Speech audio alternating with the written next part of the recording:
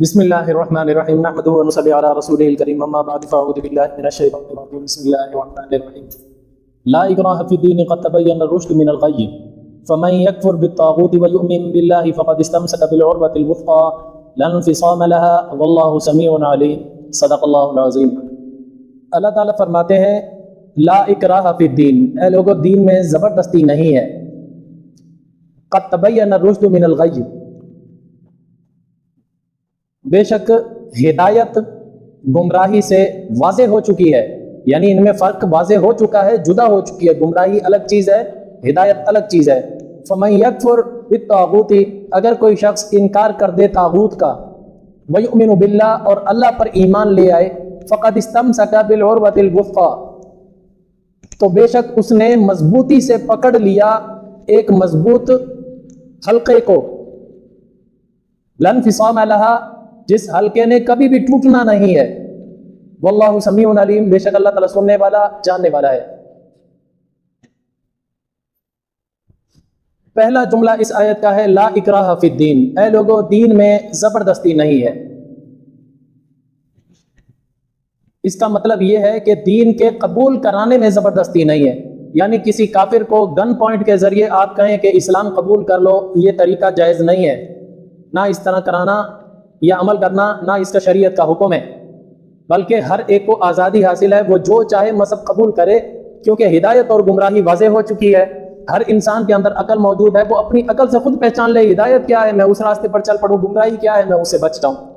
کسی کو زبردستی طور پر اسلام قبول کرانا اسلام میں یہ حکم نہیں ہے۔ بعض لوگ اس کا جو یہ معنی سمجھ رہے ہوتے ہیں کہ ہماری مرضی ہم دین پر عمل کریں یا نہ کریں، ہماری مرضی ہم نماز پڑھیں یا نہ کریں پڑھیں، ہماری مرضی ہم داڑھی رکھیں یا نہ رکھیں، وغیرہ وغیرہ، اس طرح کے اور بھی بہت سارے احکامات۔ بعض لوگ یہ سمجھ رہے ہوتے ہیں کہ اس کا مطلب یہ ہے کہ ہمیں اختیار دیا جا رہا ہے، یہ مطلب نہیں ہے، یہ دین کو قبول کرانے کے بارے میں ہے۔ جب بندہ قبول کر لے دین کو، پھر اس کے اوپر عمل کرانا، اس کے اندر مجبور بھی کیا جائے گا، اکراہ بھی کیا جائے گا۔ مثال کے طور پر، جب تک لڑکی اور لڑکے کی شادی نہیں ہوتی، تب تک لڑکے کے ذمے کوئی چیز لازم نہیں ہوتی۔ کوئی بھی یہ نہیں کہے گا کہ لڑکے کے اوپر لازم ہے وہ فلاں لڑکی کے گھر جا کے جوڑے بھی پہنچا کر آئے، اس کو آٹا راشن پانی بھی پہنچا کر آئے، اس کے میڈیسن کا بھی اس کے لیے انتظام کرے، اگر وہ بیمار ہو جائے تو ایسا کوئی نہیں ہوتا۔ یہ کب ہوتا ہے؟ جب نکاح ہو جاتا ہے، پھر اس کے بعد لازم ہے اس شوہر کے اوپر کہ وہ اپنی بیوی کو رہائش بھی دے، اس کو نان نفقہ بھی دے، اس کو لباس بھی دے، ہر چیز کی اس کی ضرورت کا خیال رکھنا اس کے بعد لازم ہوتا ہے، پہلے نہیں ہوتا۔ اسی طرح اسلام کا مسئلہ ہے، اگر کوئی کافر ہے، زبردستی اس کو اسلام قبول نہیں کرایا جائے گا، اس کو مجبور نہیں کیا جائے گا کہ تو زبردستی اسلام قبول کر لے۔ ہاں، اگر کوئی شخص اسلام میں داخل ہو چکا ہے، چاہے وہ باپ دادا سے ہی اس کو وراثت میں مل گیا ہو اسلام، چاہے اس نے بعد میں قبول کیا ہو، پھر اسلام کے احکامات پر عمل کرانے میں اس کے اوپر زبردستی کی جائے گی۔ کیوں؟ اب اس نے ایک عہد کر لیا ہے لا الہ الا اللہ کا، اب اس کے اوپر ہر وہ چیز لازم ہو جائے گی جس کا اسلام تقاضا کرتا ہے۔ جب تک وہ عہد نہیں کرتا اس چیز کا، کفر کے اندر ہے، تب تک اس کے اوپر کوئی مجبوری، کوئی اکراہ نہیں، یعنی اس کو مجبور نہیں کیا جائے گا۔ حضرت عمر رضی اللہ تعالیٰ عنہ کے زمانے میں مدینہ میں ایک بوڑھی اماں رہا کرتی تھی، وہ مذہب کے لحاظ سے عیسائی تھی بھی اکیلی، آگے پیچھے اس کا کوئی ولی وارث نہیں تھا۔ تو حضرت عمر رضی اللہ تعالیٰ عنہ نے ایک مرتبہ اس بوڑھی اماں کو کہا، اماں جان آپ اسلام قبول کر لیں۔ تو وہ کہنے لگی کہ بیٹا بات تو آپ کی ٹھیک ہے، لیکن اب مجھے شرم آتی ہے کہ میرا آخری وقت چل رہا ہے، جس مذہب پر میں نے ساری زندگی گزاری ہے، اب میں اس مذہب کو چھوڑ کر ایک نیا مذہب اختیار کر لوں، میرا دل نہیں چاہ رہا۔ تو حضرت عمر رضی اللہ تعالیٰ نے ساتھیوں کو بھی منع کر دیا، کہا اماں کو آج کے بعد کبھی مجبور نہ کرنا اسلام لانے پر، اس کو آزادی ہے، اس کی مرضی ہے یہ اسلام قبول کرے یا نہ۔ بالآخر وہ کفر پر ہی مری، لیکن یہ کہ حضرت عمر نے کوئی زبردستی نہیں کی اس کے ساتھ کہ زبردستی اسلام قبول کرایا ہو۔ کیوں؟ ہماری شریعت کا یہ حکم نہیں ہے۔ یہ جو لفظ لا اکراہ فی الدین، دین میں کوئی زبردستی نہیں ہے، اس کا مطلب یہ دین کو قبول کرانے میں زبردستی نہیں ہے۔ ہاں، جس نے دین کا طوق اپنے گلے میں ڈال لیا ہے، لا الہ الا اللہ محمد رسول اللہ کا اقرار کر لیا ہے، اب اس کے احکامات پر عمل کرانے میں سختی بھی کی جائے گی، اور اسلام کے نفاذ کے اندر بھی سختی کی جائے گی۔ اب اس کی مثال ایک اور یوں سمجھو کوئی چور چوری کرتا ہے تو اس کا ہاتھ ضرور کاٹا جائے گا اگر اسلامی نظام نافذ ہے. اگر کوئی ڈاکو ڈاکہ مارتا ہے یا کوئی قاتل کسی کو قتل کر دیتا ہے تو اس کو بدلے میں قتل کیا جائے گا, قصاص لیا جائے گا. کوئی بھی یہ نہیں کہہ سکتا کہ اسلام میں زبردستی نہیں ہے لہذا جو چاہے کرتے پھرو, نہیں. اسی طرح جہاں جہاد کرنے کی نوبت آئے گی وہاں جہاد بھی کیا جائے گا. کیوں؟ یہ سب چیزیں ان کا نفاذ فساد کو روکنے کے لیے کیا جاتا ہے اور یہ کرنا ہے. باقی یہ جو لا اکراہ فی الدین کی آیت ہے, دین میں زبردستی نہیں, اس کا مطلب دین کو قبول کرانے میں کسی پر زبردستی نہیں کی جائے گی. تو کسی کو گن پوائنٹ میں کہا جائے کہ اب کر اسلام قبول کر ورنہ مار دیا جائے گا, ایسا نہیں, یہ غلط ہے. پہلا جملہ اللہ تعالیٰ نے یہ ارشاد فرمایا لا اکراہ فی الدین, دین کو قبول کرانے میں کسی پر سختی نہیں کی جائے گی, زبردستی نہیں کی جائے گی, اس کو مجبور نہیں کیا جائے گا. کیوں زبردستی نہیں کی جائے گی؟ اللہ تعالیٰ فرماتے ہیں قد تبین الرشد من الغی, بے شک ہدایت گمراہی سے واضح ہو چکی ہے, فرق پتہ چل گیا ہے, گمراہی کیا چیز ہے, ہدایت کیا چیز ہے. اب جس نے قبول کرنا ہے اسلام کو وہ اپنی مرضی سے کرے گا, مجبور کر کے نہیں کرایا جائے. فمن یکفر بالطاغوت, اگر کوئی شخص ایسے میں اسلام کو قبول کر لیتا ہے, طاغوت کا انکار کر دیتا ہے, ویؤمن باللہ, اللہ پر ایمان لے آتا ہے, تو اللہ تعالیٰ یوں فرماتے ہیں کہ فقد استمسک بالعروۃ الوثقی, گویا کہ اس نے ایک مضبوط کڑے میں ہاتھ ڈال دیا ہے. لن انفصام لہا, یہ کڑا اتنا مضبوط ہے کہ یہ کبھی بھی ٹوٹے گا نہیں. مطلب کیا ہے؟ جو لوگ اسلام قبول کر لیتے ہیں, ایمان پر ڈٹ جاتے ہیں, یوں سمجھو کہ انہوں نے اسلام کے کڑے کو مضبوطی سے پکڑ لیا ہے, اب وہ اسلام کی حفاظت میں آ گئے ہیں. یہ کڑا ٹوٹے گا نہیں, کوئی خود چھوڑ دے تو بات الگ ہے, ٹوٹنے والا یہ کڑا نہیں ہے. اسلام اتنا مضبوط دین اللہ تعالیٰ نے عطا فرمایا. واللہ سمیع علیم, اللہ تعالیٰ سننے والا بھی ہے, جاننے والا بھی ہے. اللہ تعالیٰ نے مذہب اسلام کو کڑے کے ساتھ تشبیہ دی ہے. کڑا کسی بھی چیز کا ہو, اس میں جب ہاتھ ڈال لیا جائے نا تو وہ ہاتھ بڑا مضبوط ڈلتا ہے, چھوٹتا نہیں ہے. چاہے وہ رسی کا کڑا بنا کر ڈالا جائے یا لوہے کا کڑا ہو, اس کو پکڑ لے تو بڑی مضبوطی سے پکڑتا ہے بنسبت اور چیز کے. کوئی بھی اور چیز میں اگر کوئی ہاتھ ڈالے تو وہ ہاتھ سے چھوٹ سکتی ہے, لیکن کڑے میں ہاتھ ڈل جائے وہ نہیں چھوٹا کرتا. تو یہ اسلام کے مضبوط ہونے کی دلیل ہے. اسلام تمام ادیان سے زیادہ مضبوط دین ہے. اگر تم اس کے ساتھ منسلک ہو جاؤ گے, یہ قیامت کے دن بھی تم سے بے وفائی نہیں کرے گا, وہاں پر بھی یہ تمہارا ساتھ دے گا. واللہ سمیع علیم, بے شک اللہ تعالیٰ سننے والا ہے, جاننے والا ہے. سلطنت عثمانیہ میں ایک سلطان گزرا تھا, اس کا نام تھا سلطان سلیم. ارطغرل کی نسل میں سے. تو اس کے دور میں یہودیوں اور عیسائیوں نے بہت سازشیں کر رکھی تھی, بہت سازشیں مچائی تھی. یہ ان سازشوں کو رفع کرتے کرتے تھک گیا. بلاخر اس نے سرکاری طور پر آرڈر جاری کیا کہ جتنے بھی یہودی اور عیسائی ہیں ان کو اسلام قبول کرایا جائے, اگر وہ اسلام قبول نہیں کرتے ان کی گردنیں اڑا دو. آرڈر ابھی جاری ہی ہوا تو وہاں جو اس زمانے میں جو وقت کا قاضی تھا, جو چیف جسٹس تھا, وہ فوراً آیا بادشاہ کے پاس اور آ کر کہنے لگا کہ سلطان سنا ہے کہ آپ نے یہ آرڈر جاری کیا ہے. کہنے لگا ہاں میں ان کی سازشوں سے تنگ آ گیا ہوں. کہا لیکن یہ آپ کا آرڈر قرآن مجید کی اس آیت کے متصادم ہے, کسی کو زبردستی اسلام قبول نہیں کرایا جاتا. سلطان کو جب اس بات پر متنبہ کیا گیا تو انہوں نے فوراً اپنا آرڈر واپس لے لیا.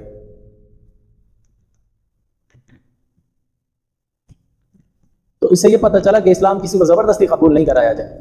ہاں بعض لوگ اس کا یہ مطلب لے لیتے ہیں کہ اسلام میں زبردستی نہیں, وہ نماز بھی نہیں پڑھتے, زکوٰۃ بھی نہیں دیتے, جو یعنی دین کے حکام ایک مسلمان کہلا کر بھی کھلم کھلا ان کی مخالفت کرنے لگ جاتے ہیں. اگر ان کو نیکی کا راستہ, سیدھا راستہ دکھایا جائے تو وہ فوراً یہ آیت پیش کر دیتے ہیں. یہ یاد رکھنا, یہ آیت ان کے لیے نہیں ہے. جنہوں نے اسلام کا قلادہ اپنے گلے میں ڈال لیا ہے ان کو زبردستی بھی احکامات پر عمل کرایا جائے گا. یہ آیت غیر مسلموں کے بارے میں کہی گئی ہے کہ زبردستی ان کو اسلام قبول نہیں کرایا جائے. بعض لوگوں نے ایک ہندوستان کے ایک بادشاہ گزرے عالمگیر, اس کے اوپر الزام لگایا انگریزوں نے کہ وہ زبردستی لوگوں کو ہندو بنایا کرتا تھا. یہ بہت بڑا الزام ہے اس کے اوپر. کیوں؟ سب سے زیادہ مضبوط عقیدے والا اگر کوئی شخص ہندوستان میں جو بادشاہ گزرا ہے وہ یہی تھا, عالمگیر بادشاہ. اس نے اسلام کو مکمل طور پر ملک میں نافذ کیا ہوا تھا. کافی لوگ جزیہ ادا کر کے اس کے زمانے میں رہا کرتے تھے اور اس کی حکومت بہت بڑی تھی. بنگال سے لے کر ہو افغانستان، کابل سے بھی آگے تک اس کی حکومت تھی، بہت بڑی حکومت کا مالک تھا اور بہت اللہ کا نیک بندہ تھا۔ ہندو اور انگریز دونوں مل کر اس کو بدنام کرتے ہیں۔ آپ نے فلمیں بھی کئی دیکھی ہوں گی جو عالمگیر بادشاہ کے خلاف بنائی گئی ہیں، جو جتنا اسلام پر کاربند ہوتا ہے نا اتنا ہی اس پر زیادہ کیچڑ اچھالا جاتا ہے۔ یہ اللہ کا ایسا نیک بندہ تھا، اس نے بیت المال میں سے 1 روپیہ بھی ساری زندگی اپنے لیے اس نے نہیں لیا۔ 50 سال اس کی حکومت رہی ہے، 50 سال کوئی چھوٹا عرصہ نہیں ہے۔ 50 سال میں 1 روپیہ بھی اس نے بیت المال سے اپنی ذات کے لیے نہیں لیا۔ اس کا گھر کا گزر بسر کیسے چلتا تھا؟ یہ خود اور اس کے گھر والے سارا ہفتہ بیٹھ کر ٹوپیاں سیتے تھے، ٹوپیاں یہ سلائی کیا کرتے تھے۔ پھر جب جمعے کا دن ہوتا تو خود عالمگیر بادشاہ جامع مسجد دہلی کے دروازے پر کھڑا ہو کر وہ ٹوپیاں بیچا کرتا تھا۔ جو پیسے کماتے تھے اس سے 1 ہفتے کا گھر کا گزر بسر چلا کرتا تھا۔ کیا وہ آدمی اسلام سے ہٹے گا؟ کیا وہ لوگوں کو زبردستی اسلام قبول کرائے گا؟ میں کہتا ہوں یہ بہت بڑا الزام ہے تاریخ میں جو اس کے اوپر لگایا جا رہا ہے۔ اگر وہ زبردستی لوگوں کو اسلام قبول کراتا، 50 سال کے عرصے میں ہندوستان میں ایک بھی ہندو نظر نہ آتا۔ چلو کم از کم دہلی تو پاک صاف ہو جاتا ہندوؤں سے، جبکہ دہلی میں بھی ہندو موجود تھے اور خود اس کے محل میں کئی لوگ ملازم جو تھے وہ ہندو تھے، لیکن پھر بھی اس کے اوپر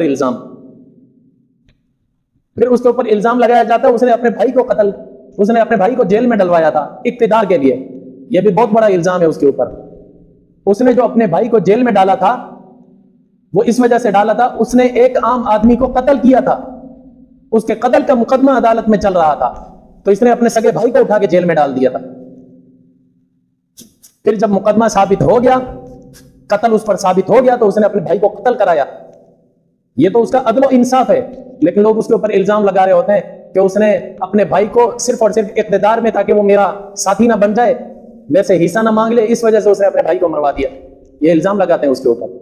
بہرحال اسلام میں دین قبول کرانے میں زبردستی نہیں ہے، دین ہر کوئی اپنی مرضی سے قبول کرے گا، جس نے کر لیا ہے وہ احکامات پر سختی سے عمل کرے گا۔ پھر بعض لوگ جہاد کی مخالفت میں بھی اس آیت کو استعمال کرتے ہیں، خصوصاً قادیانی لوگ، یہ مرزا غلام احمد کے پیروکار۔ ہمارا عقیدہ ہے حضرت محمد مصطفیٰ صلی اللہ علیہ وسلم آخری نبی ہیں اور قیامت تک کے لیے ان کی نبوت چلے گی۔ اس دوران میں اگر کوئی بھی نبی اپنے نبوت ہونے کوئی بھی جھوٹا آدمی اپنے نبی ہونے کا دعویٰ کرے گا وہ کذاب ہے، دجال ہے۔ اسی لسٹ میں مرزا قادیانی بھی آتا ہے، وہ جھوٹا ہے، کذاب ہے، کوئی نبی وہ بھی نہیں ہے، وہ لوفر تھا، لفنگا تھا۔ اس کے پیروکار خود مرزا قادیانی نے انگریزوں کا آشیرواد لینے کے لیے جہاد کے خلاف نعرہ لگایا تھا۔ لندن کی گلیوں میں اس نے پورا جلوس نکلوایا تھا اور اس میں نعرہ لگایا تھا، چھوڑ دو اے دوستو جہاد کا خیال کہ دین میں حرام ہے جنگ اور قتال، یہ اس نے نعرہ لگوایا تھا وہاں پر۔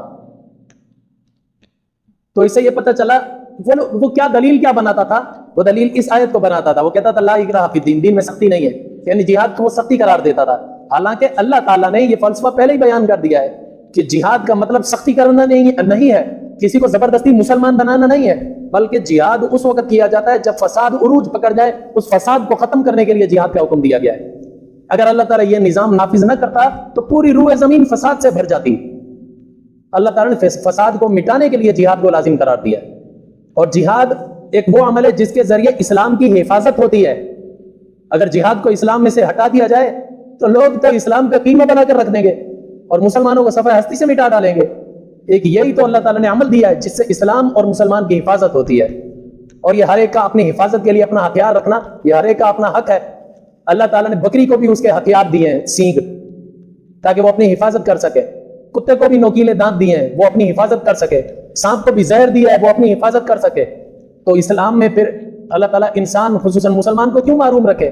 اللہ نے اس کو بھی اس کی حفاظت کا حق دیا ہے۔ حفاظت کس سے ہوگی؟ جہاد کے ذریعے۔ لہذا یہ آیت جہاد کے خلاف نہیں ہے۔ ہم بھی کہتے ہیں جہاد کے ذریعے کسی کو زبردستی مسلمان نہیں کیا جاتا، مسلمان تو جہاد میں بھی جا کر تبلیغ کی جاتی ہے، دعوت دی جاتی ہے، پھر اگر وہ دعوت کو قبول کر لیں فابیا، اگر نہیں کرتے تو جزیہ ادا کریں۔ ان کے حقوق کا تحفظ ایسے کیا جائے گا جیسے مسلمان کے حقوق کا تحفظ کیا جاتا ہے۔ اگر وہ اس پر بھی راضی نہیں ہے تو پھر ان کے خلاف آخری حل یہ ہے کہ تلوار کے ذریعے اس فساد کو ختم کیا جائے۔ اس وجہ جہاد میں کوئی قباحت نہیں ہے۔ اگلی آیت اللہ تعالیٰ فرماتے ہیں اللہ ولی الذین آمنوا یخرجهم من الظلمات الی النور۔ جو لوگ ایمان قبول کر لیتے ہیں تو اللہ تعالیٰ ان ایمان والوں کا دوست بن جاتا ہے. پھر اللہ تعالیٰ ان کی رہنمائی کیسی کرتا ہے؟ اللہ تعالیٰ ایسی رہنمائی کرتا ہے کہ ان کو اندھیروں سے نکال کر روشنی کی طرف لے آتا ہے. ظلمات ظلم کی جمع ہے. ظلم اندھیرے کو کہا جاتا ہے. ظلم اندھیرے کو کہا جاتا ہے. ظالم جو ظلم کر رہا ہوتا ہے اس کو بھی اسی وجہ سے ظالم کہا جاتا ہے. وہ اندھیر مچا رہا ہوتا ہے فساد کے ذریعے. اجالا کیا ہونا چاہیے؟ جس میں اچھائی اور برائی نظر آئے. ظالم جب ظلم مچانے پر اترتا ہے پھر اس کی آنکھوں پر ایسا اندھیرا چھا جاتا ہے کہ اس کو اچھائی اور برائی نظر نہیں آتی، حق اور باطل اس کو نظر نہیں آتا. جو جی میں آئے وہ کر گزرتا ہے. اس وجہ سے اس کو ظلم کہا جاتا ہے. ویسے ظلم کا معنی ہوتا ہے اندھیرا. تو یہاں پر اللہ تعالیٰ نے ظلمات کہا، بہت سارے اندھیرے، اور اس کے مقابلے میں جو لفظ لائے اللہ تعالیٰ وہ فرمایا نور. نور کا معنی ہوتا ہے روشنی، اور وہاں پر اللہ تعالیٰ نے ایک لفظ استعمال کیا نور، انوار نہیں فرمایا. حالانکہ ہونا یہ چاہیے تھا کہ ظلمات کے مقابلے میں انوار ہونا چاہیے تھا، لیکن اللہ تعالیٰ نے ظلمات کے مقابلے میں مفرد کا صیغہ، ایک کا صیغہ استعمال کیا نور.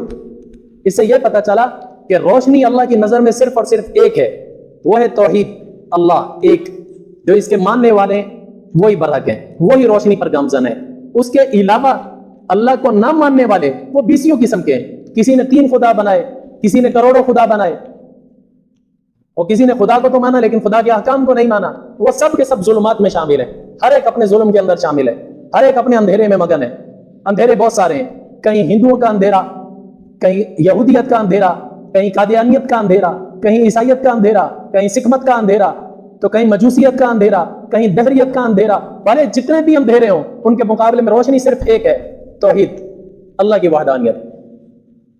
اس وجہ سے جو اللہ جن کا ساتھی بن جائے پھر اللہ ان کو ظلمات سے نکال کر ایک روشنی توحید کی طرف لے آتا ہے. ظلمات بہت ساری ہیں. پھر ہندوؤں کے اندر بھی دیکھ لو، انہوں نے اپنے مذہب کے اندر بھی کئی سارے خدا بنائے ہوئے ہیں. ان میں جو پیدا کرنے والا خدا ہے اس کو کہتے ہیں برہما. برہما. جو ان میں تھامنے والا ہے، سہارا دینے والا ہے، وہ ہے وشنو. اور جو ان میں مصیبتیں لانے والا ہے وہ ہے شیوا، جس کو شودر بھی کہا جاتا ہے. تو وہ کہ انہوں نے بیسیوں خدا بنا ڈالے. پھر برہما کی کروڑوں انہوں نے مورتیاں بنا لی، وشنو کی کروڑوں مورتیاں بنا لی، کئی روپ دھار لیے. تو اس طرح ان کے تو بہت لاتعداد خدا ہو گئے. وہ سارے ظلمات ہیں، سارے ظلمات، اندھیرے ہی اندھیرے. روشنی صرف اور صرف ایک ہے، توحید، اللہ کو ایک مان. اللہ ایمان والوں کا ساتھی ہے، دوست ہے. تو اللہ تعالیٰ پھر دوستی میں کیا ان پر مہربانی کرتا ہے؟ ان کو اندھیروں سے نکال کر روشنی کی طرف لے آتا ہے. آگے والذین کفروا اولیاءهم الطاغوت یخرجونهم من النور الى الظلمات. بے شک وہ لوگ جو کافر ہوتے ہیں، اولیاءهم الطاغوت، ان کے دوست طاغوت ہوتے ہیں. پھر وہ طاغوت کیا کرتے ہیں؟ یخرجونهم من النور الى الظلمات. وہ ان کو نور سے نکال کر، روشنی سے نکال کر اندھیروں کی طرف لے جاتے ہیں. طاغوت کس کو کہتے ہیں؟ طاغوت کا معنی ہوتا ہے سرکشی کرنے والا. سرکشی کرنے والا کس کو کہا جاتا ہے؟ اس شخص کو کہا جاتا ہے جو ناحق ہونے کے باوجود زبردستی اپنے آپ کو سردار تسلیم کرائے. اس کا حق نہیں بنتا سردار ہونے کا، لیکن پھر بھی اپنے آپ کو زبردستی، طاقت کے بل بوتے پر زبردستی اپنے آپ کو سردار تسلیم کرائے، اس کو طاغوت کہا جاتا ہے. اور یہ صفت اللہ تعالیٰ نے قرآن مجید میں شیطان کی ذکر کی ہے. شیطان کو اور کافروں کے سرداروں کو اللہ تعالیٰ نے طاغوت فرمایا ہے. تو جن کے دوست طاغوت بن جائیں تو وہ طاغوت کبھی بھی ان کو سیدھا راستہ نہیں دکھاتے، وہ ان کو ہمیشہ گمراہی کی طرف لے جاتے ہیں. لہذا وہ روشنی سے نکال کر ان کو اندھیروں کی طرف لے جاتے ہیں. اولئک اصحاب النار. اللہ تعالیٰ فرماتے ہیں یہ ہیں وہ لوگ جو حقیقت میں جہنمی لوگ ہیں. ہم فیہا خالدون. اور یہ اس جہنم میں ہمیشہ ہمیشہ کے لیے رہیں گے. یہ سوال کر رہا تھا، کیا نام ہے، ذیشان. کچھ دیر پہلے اس نے سوال کیا کہ کافر ہمیشہ کے لیے جہنم میں رہیں گے؟ تو یہ اللہ تعالیٰ نے فرمایا ہم فیہا خالدون، ہاں وہ ہمیشہ کے لیے جہنم میں رہیں گے۔ اس نے پھر سوال کیا وہ کیوں، ان کا قصور کیا ہے؟ اللہ تعالیٰ جس کو چاہتا ہے ایمان دیتا ہے، جس کو چاہتا ہے کفر میں داخل کر دیتا ہے، تو جب اللہ ہی ان کو داخل کر رہا ہے پھر وہ جہنم میں کیوں جائیں گے؟ میں نے کہا تھا میں اس کا جواب دے دوں گا، جواب سن لو۔ اللہ تعالیٰ نے انسان سے اس کی خود مختاری سلب نہیں کی، انسان کو حضرت انسان بنا کر اس کی آزادی کو سلب نہیں کیا، اس کو آزادی عطا کی۔ ہاں انسان کے اندر اللہ تعالیٰ نے دو مادے ضرور رکھے ہیں، ایک برائی کا بھی اچھائی کا بھی۔ ان دو مادوں کی مناسبت سے اللہ نے انسان کو دو راستے دکھا دیے ہیں، ہدایت کا بھی گمراہی کا بھی۔ پھر ہدایت اور گمراہی کا راستہ دکھانے کے بعد اللہ نے انجام بھی بتلا دیا ہے۔ ہدایت کے راستے پر چلو گے تو یہ تمہیں منزل جنت کی طرف لے جائے گا، اگر گمراہی کے راستے پر چلو گے یہ تمہیں راستہ منزل جہنم کی طرف لے جائے گا۔ اب جو ہدایت پر چلے گا وہ ہمیشہ ہمیشہ کے لیے جنت میں رہے گا، جو گمراہی پر چلے گا وہ ہمیشہ ہمیشہ کے لیے جہنم میں رہے گا۔ اب تم آزاد ہو، تمہارا امتحان شروع ہو گیا ہے، اب تمہاری مرضی، تم ادھر جاؤ یا ادھر جاؤ۔ اب اگر کوئی بندہ جان بوجھ کر گمراہی کے راستے پر چلا جاتا ہے، یقیناً اس کا رزلٹ تو جہنم ہی نکلنا ہے نا، اس میں اللہ کا تو کوئی قصور نہیں ہے۔ یہ ایسا ہی ہے، وعدہ والے یہاں سے تار گزاریں اور وہ جہاں پر جوڑ لگاتے ہیں وہاں پر ایک خطرے کی نشان دیکھا ہے، وہ ڈھانچہ سا بنا دیتے ہیں، دو ہڈیاں یوں جوڑ کے کھوپڑی لگا دیتے ہیں، یہاں خطرہ ہے، اس کے قریب نہ آنا۔ بجلی سے سارے لوگ نفع بھی لے رہے ہیں، فائدے کی چیز ہے، بند ہو جائے تو ہم رو رہے ہوتے ہیں کہ کیوں نہیں آ رہی، کیوں نہیں آ رہی، ہم گرمی میں مر جاتے ہیں۔ جب چل رہی ہوتی ہے تو فائدے کی چیز ہے، نفع بہت زیادہ ہے۔ البتہ اس نفع کے باوجود بھی اگر کوئی آدمی گمراہی میں جائے، جا کر زبردستی تار میں ہاتھ ڈال دے، باوجود اس کے کہ ادھر اشارہ بھی لگا ہوا ہے اس کے قریب نہ آنا، تو پھر کوئی کہے گا یار وعدہ والوں کا قصور ہے، کیوں انہوں نے ایسی بجلی ایجاد کی ہے، ایسی تیار کی ہے جس سے لوگ مر رہے ہو؟ کوئی کہے گا؟ وہ تو خود اپنے ہاتھ سے اس نے اپنے آپ کو ہلاکت میں ڈالا ہے، وعدہ کا تو قصور نہیں ہے۔ تو اللہ تعالیٰ نے بھی ایک نفع کی چیز ہدایت دی ہے، اس کے بالمقابل ہمیں شکرہ سے سمجھا دیا ہے، دوسری طرف گمراہی ہے، اس راستے پر نہ جانا۔ پھر بھی اگر کوئی زبردستی آدمی کہے آ بہل مجھے مار، میں تو چل کے دکھاؤں گا ادھر، تو اس میں اللہ کا تو قصور نہیں ہے۔